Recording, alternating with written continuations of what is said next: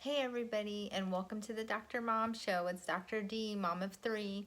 Good to see you again. So excited to be back on. It's been a little tricky. It just continues to be tricky working and being a mom and doing everything else that I do. But I always love making time to share some more information with you all. Again, I'm Dr. Musielak. I'm a dual boarded internal medicine and pediatrician. This show is intended just to give you some medical information and to be a resource for you. It does not take the place of your physician or your child's physician. Well, I'm hoping that you're having a great holiday weekend, and I'm hoping that the weather by you is okay. It's been okay where I'm living, some intermittent rain, and it's storming right now, but that's all right. You can always still have fun inside. The babies are napping right now, so that's why I got a little time to do what I want to do. Well, today I'll be talking about flu season because it is here and influenza vaccines are available. So I just wanted to give you all some information as this time starts. So influenza itself is a virus. The most common ones are influenza A and B. Just so you're aware, there is an influenza C, however, it's not as common. So normally when we do our testing, it's usually for A and B that we test for.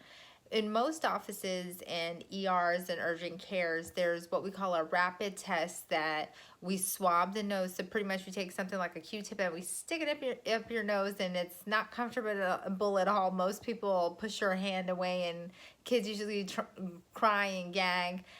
So definitely not comfortable. But that's usually how we diagnose it. And again, that's called a rapid test. Normally that can be done within a few minutes and you find out before you leave the office or ER or urgent care. Influenza itself, again, is a virus. So overall it is self-limited. And what that means is it will usually resolve on its own. You don't need any treatment per se.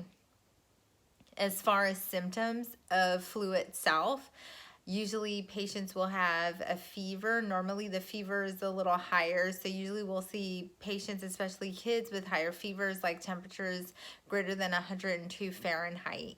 Also, a lot of people complain about fatigue, what we call myalgia, which means muscle aches, so just achy all over. You can't even move because it hurts so bad.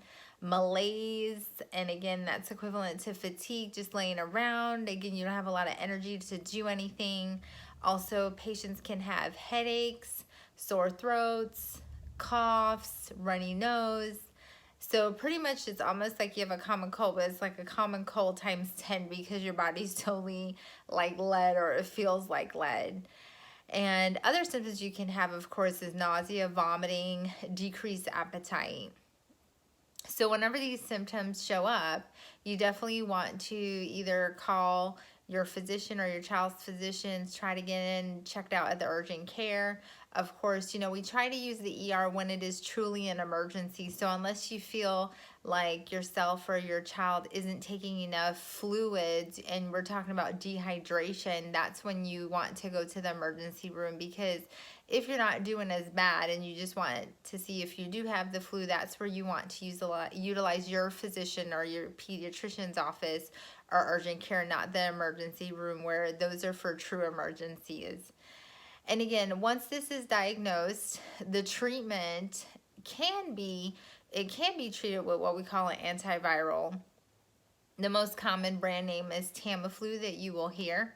Normally, in order for this to help, and how it helps is that it just decreases the course and the extent of the symptoms. So again, if you end up having the flu this season, this isn't like an antibiotic that it has to be treated.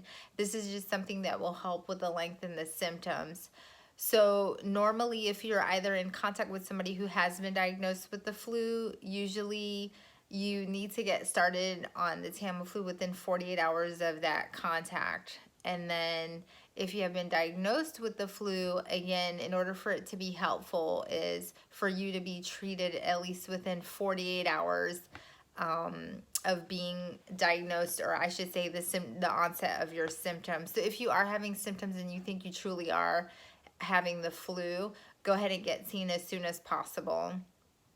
Now, As far as patients who are at higher risk for the flu, of course we all are, and this is why we have vaccines.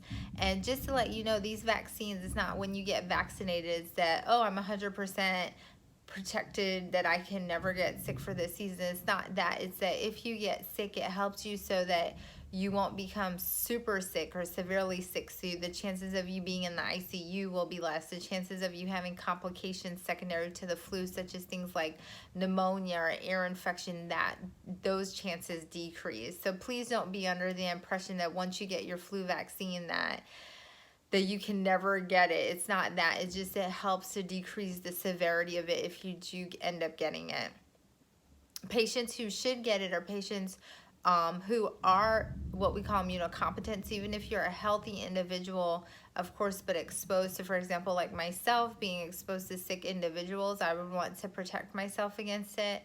Also, patients who have immunocompetency, so patients who have diabetes, patients who are pregnant, patients who are chemotherapy or radiation, patients with HIV, children who have cystic fibrosis. These are patients where the immune system isn't as healthy as somebody who has a full-fledged immune system and isn't sick. Those people you want to protect. Another key item is that there's two types of vaccine. There's a live vaccine, and there's what we call an inactivated or a not live vaccine. Overall, patients whose immune systems are down, you want that patient to get the vaccine that is not live, because again, you do not want them to get the live vaccine. So definitely speak to your physician or your child's physician to see which vaccine is the most appropriate. In addition, patients with asthma, definitely you do not want the live vaccine.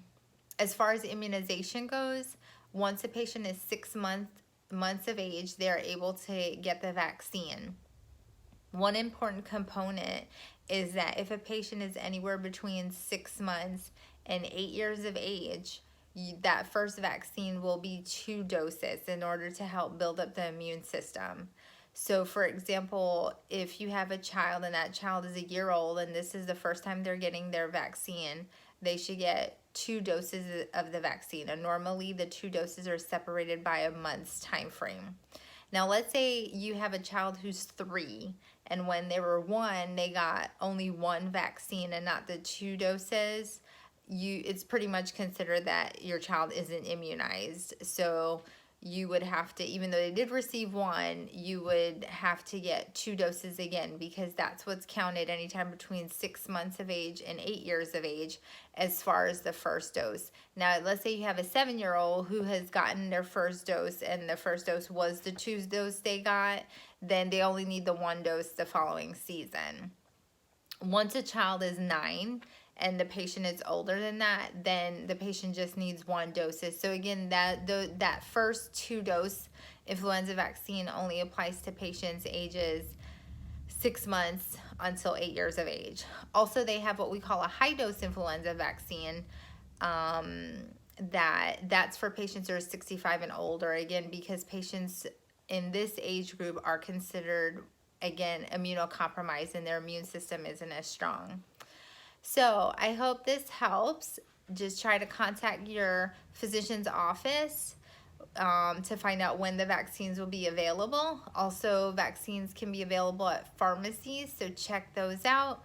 I hope you have a great winter, and I'll definitely be checking in with more illnesses that can occur in the winter, just to keep you abreast with how this is transferred. It's usually transferred by droplets, so patients sneezing or coughing.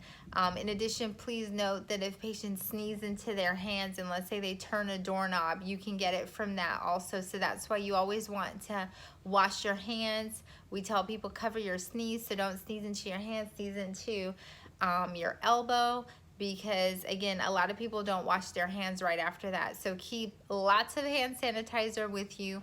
Always wash your hands. Even remember, these things can stay on countertops and, as I mentioned, doorknobs, so always be very mindful of that. And again, I hope you stay well during this season. I hope your children stay well. Of course, I'll be keeping you posted with other illnesses that are going on and many more topics. And of course, I'll soon be announcing the giveaway for the end of this year. I'm so excited. It's going to be good. Also, don't forget to kiss your kids, love your family, say your prayers, and always give God thanks. Thanks and have a good day. Bye-bye from Dr. Mom.